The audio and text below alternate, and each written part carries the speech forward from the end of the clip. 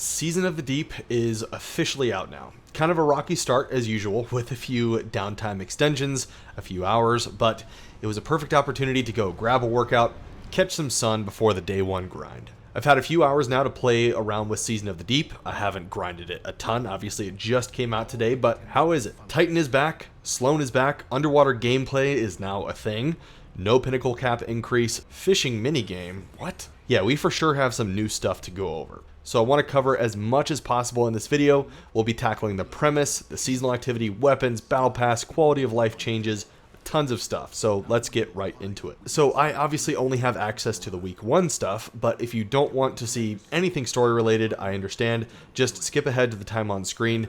I'll give you a few seconds. Okay, cool. Things start off with a bang here. As usual, you're thrown right into the first mission, and you're back on Titan after getting a distress call from Sloan. If you don't know, Sloan was our point of contact on Titan, the old destination before it was taken away by the Witness a couple years back. Well, now it's back and Sloan needs our help. Zavala, Drifter, Saladin, Saint 14, they all get involved to help us find Sloan. And after battling with some Hive, we quickly realize that Xivu Arath, Oryx and Savathun's other sister, is actually the one commanding that Hive army, and she seems to be pretty pissed. Xivu has kind of been another one of those looming threats for a while in Destiny now, so I assume she'll be some sort of boss coming up at some point, maybe in the final shape.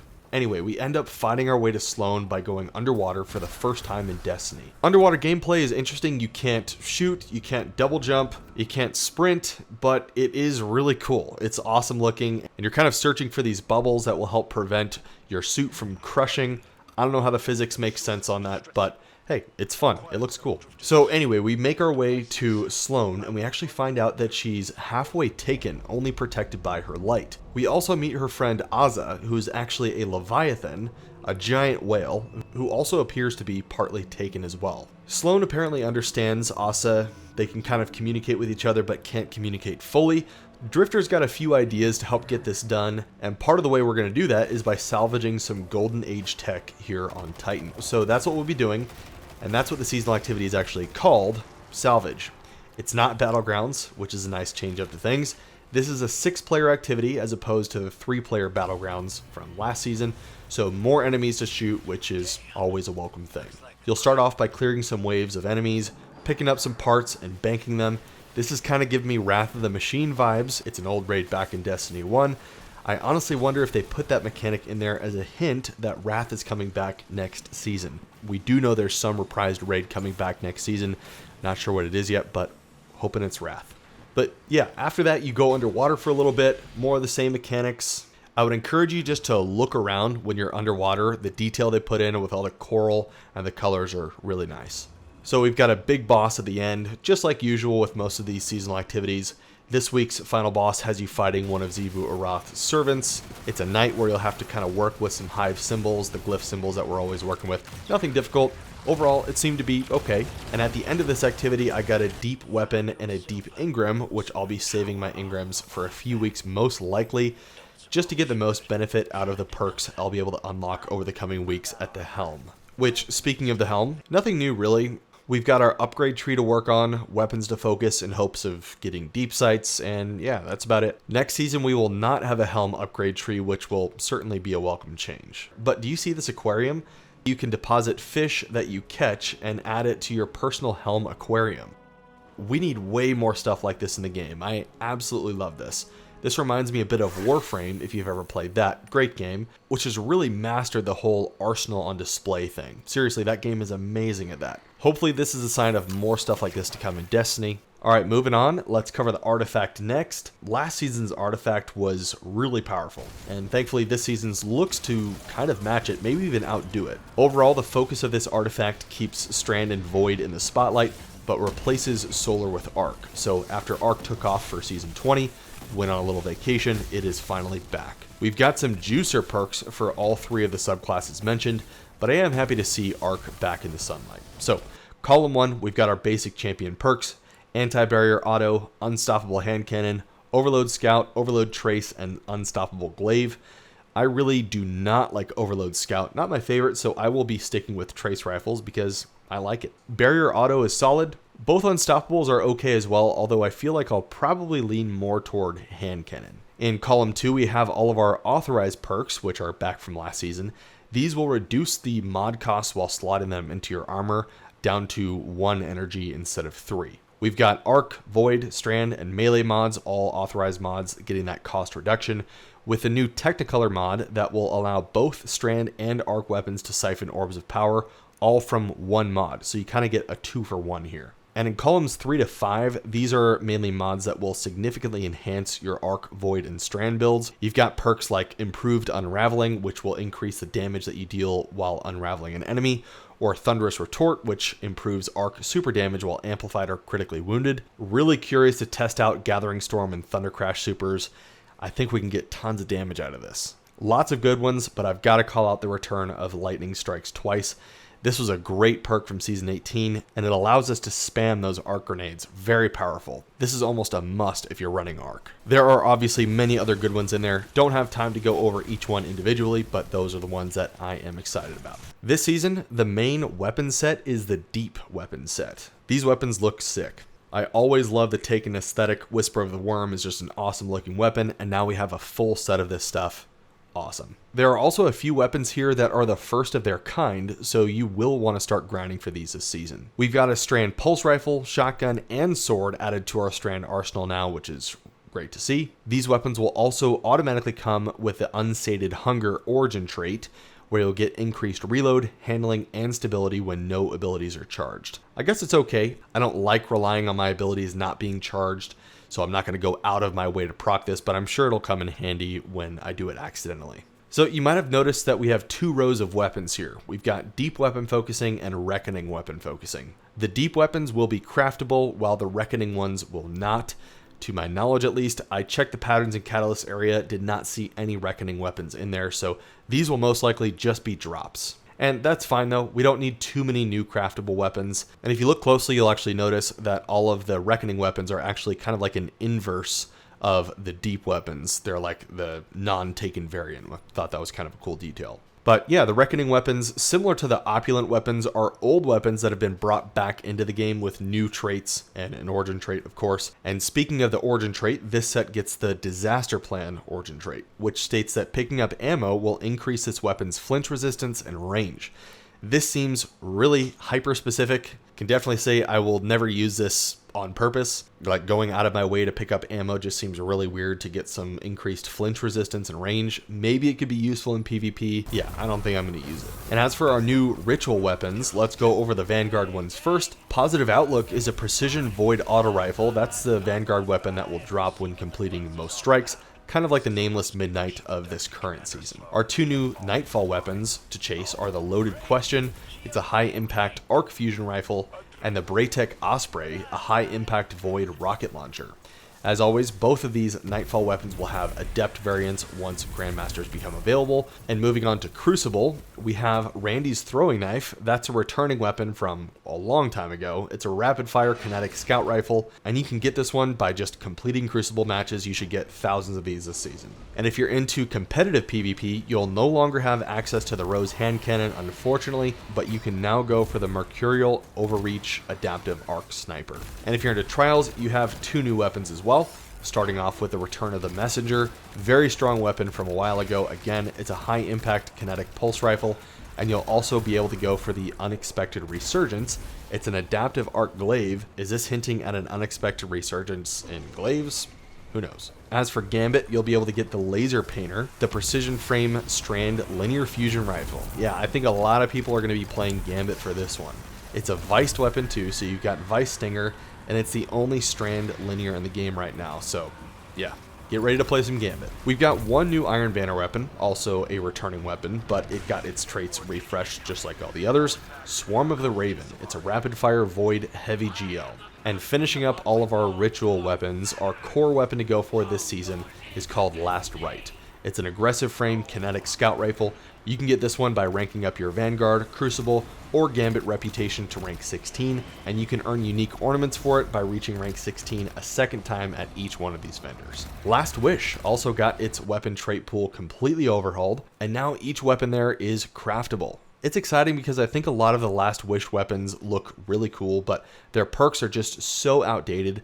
There's been no real reason to run Last Wish other than to get your 1k or maybe get some triumphs done. Makes sense that Last Wish is a chosen raid this season, since this season seems to be pretty Taken themed. These weapons now, of course, automatically get a new origin trait. Explosive Pact is the one you'll find here. This will give you bonus stability and reload speed when you throw your grenade, and throwing healing grenades or getting final blows with your grenades will get you increased stacks of this. This is just a solid workhorse style origin trait that will provide you with constant uptime. So to start working on these weapons, you can go to Hawthorne to pick up deep sights for any weapons that you found for 20 spoils of conquest. You'll be able to get one red border of these of your choice per week, as far as I know, but I also believe that each one of the encounters will also have the chance to get you a deep sight weapon as well, so you really do want to run the Last Wish raid. Your only barrier to entry here is to complete the quest that she gives you, which is just to clear the raid one time. We also have this quest for this really unique looking hand cannon called Epochal Integration.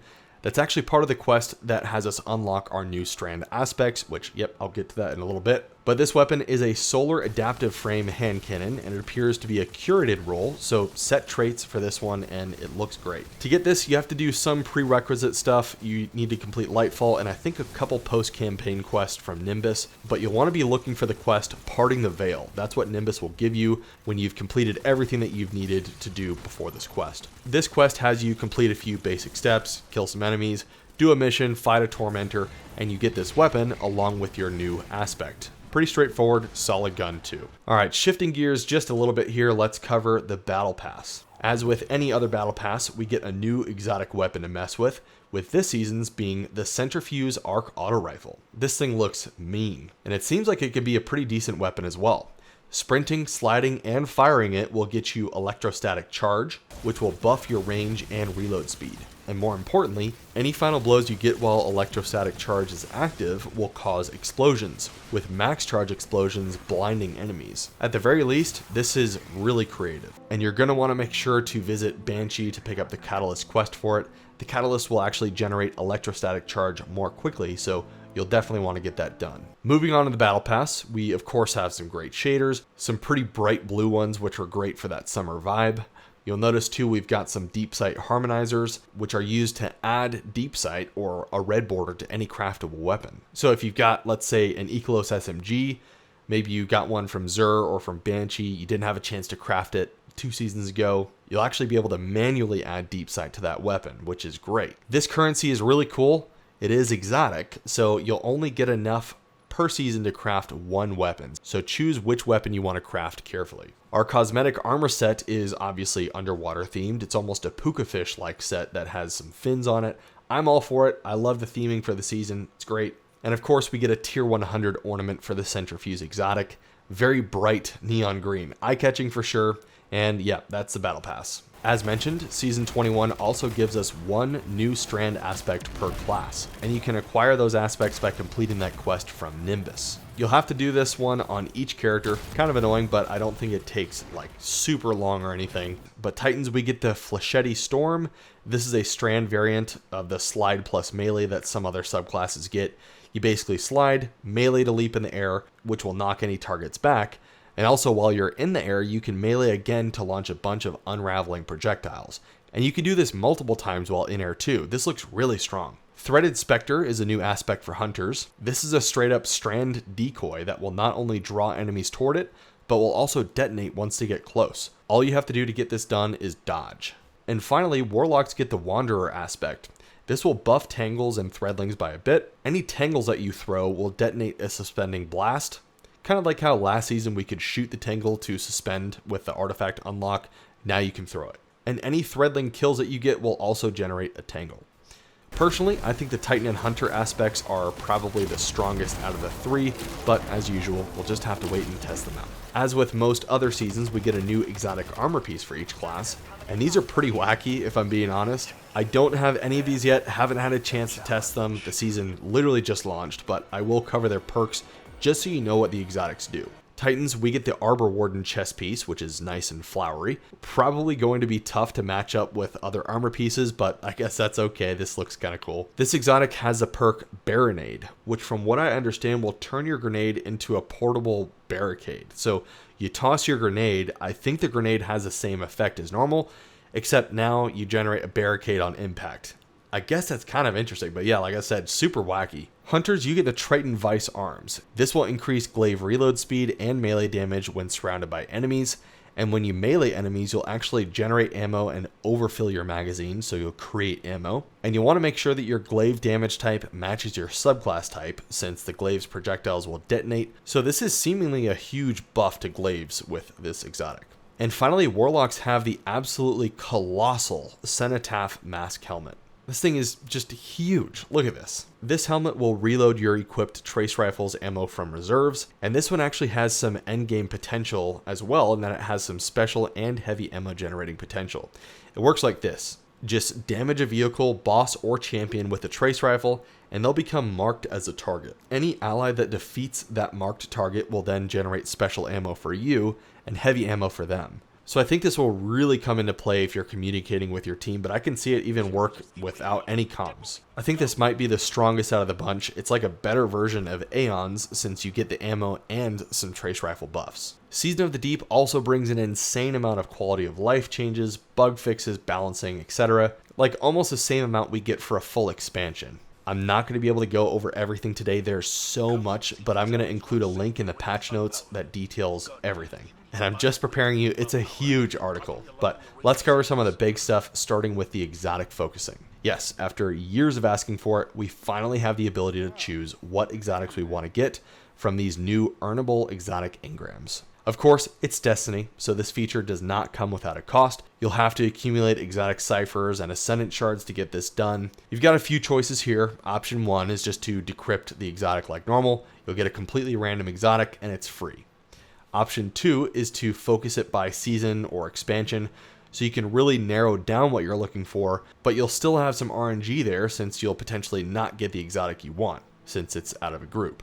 Option 3 is to focus the specific exotic you want, but it will be way more expensive. It's a lot more expensive than option 2. And keep in mind, both option 2 and 3 will require you to have every exotic in that set found already, so you can't just focus exotics that you haven't found yet. I hope that makes sense. Roaming supers also got some significant PvE buffs, hopefully bringing them more in line with some burst damage supers that have completely dominated PvE for so long now. And tons of exotic armor pieces are also getting buffed or changed, bringing them more in line with some of the more powerful ones that we've been using for so long now. Starfire Protocol sadly has fallen very hard this season, but I'll admit I was pretty tired of using it. I was done with the bathrobes. Starfire was so good that it was straight up just a bad idea to run anything else besides maybe Sunbracers while using Solar Warlock. I'm just ready to try out what used to be some of the worst exotics in the game, like Eternal Warrior, which actually seems like it will be a lot of fun to use, with a lot of damage potential with arc weapons. And each class got some great improvements to a lot of the underperforming exotics, so I'm ready to test them all out. Just wanted to call out again, if you skip to this section maybe, you will be able to manually add deep sight to weapons that can be crafted. So using the Ikelos SMG example again, if you were not able to craft this in Season 18, you can now pick one up from like Zur or maybe Banshee or maybe a World Drop, and you can actually add deep sight to that weapon to help you get pattern progress toward it. This is a great change. Keep in mind though, you only get enough currency to craft one weapon per season, so really be careful with which weapon you decide to craft. We got some exotic weapon reticle updates too, so now a lot of that weapon information, like let's say Quicksilver Storm, when you're charging up those grenades, it's going to appear on the reticle, where you used to have to look on the side of the screen to see how many grenades you had prepped. Now you can visually see that information on the reticle, and this translates to a lot of other exotics that use similar systems. There's a few buffs as well. We have a 10% bump to snipers in PvE. Nice. Some other nerfs, like reducing range for aggressive frames SMGs. Many more buffs and nerfs. Again, just check that article out for the full list. There are some other miscellaneous items to cover as well. Full auto melee is now a thing. I really can't think of a reason I'd ever want to use this, but go for it if you want. The good boy Archie is back in the game. I know I missed having him last season. We also had our first enemy shield overhaul since the game launched in 2017. It's a visual change, and yeah, I actually think this is kind of a downgrade. What do you guys think? Also, if you're missing any of the old raid exotics, you might want to start trying to get them again, as completing some old triumphs will greatly increase your chances at getting the exotic to drop. And more importantly, if you've already completed those triumphs, this is going to be retroactive, so now your chances are automatically improved. So if you've had to run a million Vault of Glasses, maybe you still haven't found your Vex Mythoclast, now's your chance.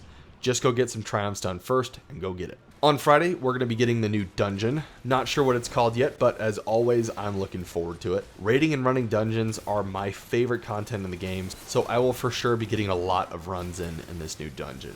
And if you're looking for a squad to run it, maybe you don't have any friends online, join up on Discord, the link is in the description. Make sure to get yourself a team. I'm assuming this is going to take place here on Titan, but sometimes they throw us a curveball, so I guess we'll just have to wait and see what it actually is. The best prep you can do for any dungeon, especially if you've never run a dungeon before, or maybe you've been away from the game for a while, is just to run other dungeons. This is going to help you get your mind in that problem-solving mode to help you figure out the new dungeons mechanics when it does come out. I would highly recommend going in blind with a fire team. That feeling you get when you figure out a fight and a mechanic, just very rewarding. Of course, if that's not your cup of tea, maybe you don't like figuring things out, you can always look out for my guide, which will hopefully be releasing the day after the dungeon launches, or this Saturday. Well, that is it. Day 1, Season 21 in the books. I'm ready to get done with this video so I can just get back to playing. More guides will be coming out, of course. Let me know what you all would like to see here. I'm sure I'll be expanding on a lot of what I discussed in this video, since this is more of a general overview style video. But yeah, definitely leave me a comment. Let me know what you want to see. Well, that is it for this one, everyone. I hope you all enjoyed it, and I will see you all in the Discord or in the next video.